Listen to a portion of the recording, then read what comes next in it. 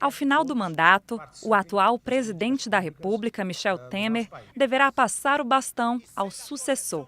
A tarefa já começa neste ano, antes da posse do novo presidente, com a transição, que vai ser comandada pelo ministro-chefe da Casa Civil, Eliseu Padilha.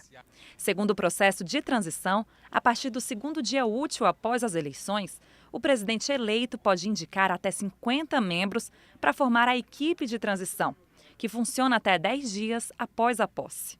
É essa equipe que recebe os dados da atual gestão e a relação do que está previsto para a execução orçamentária de 2019. Se não tivesse essa lei, o governante não teria essa imposição legal, essa obrigação de fazer o processo de transição, que deve ser multidisciplinar, uma equipe técnica, vendo os aspectos, conhecendo a realidade do país, as dívidas, os comprometimentos, os investimentos, a questão da saúde, da educação, do planejamento, da execução de todos os aspectos do governo, estudando as metas, as ações, os programas, os planos. A lei que disciplina a transição democrática é de 2002, quando foi passado o bastão de FHC para Lula da Silva. A única transição de mudança de grupo político que aconteceu foi no governo do Fernando Henrique para o governo do Lula. Nos últimos tempos fica complicado avaliar exatamente o efeito disso, porque foi sempre passado de um grupo para o outro. O que a gente pode, e tem funcionado, claro, mas o que a gente pode analisar é que na última mudança de governo, foi traumática e não houve essa transição. E isso com certeza teve um impacto muito negativo para o governo atual, que foi o governo Temer, para ele dar continuidade e fazer uma nova agenda. A lei sobre transição é para o cargo de presidente, mas como funciona essa passagem de poder nos estados e municípios?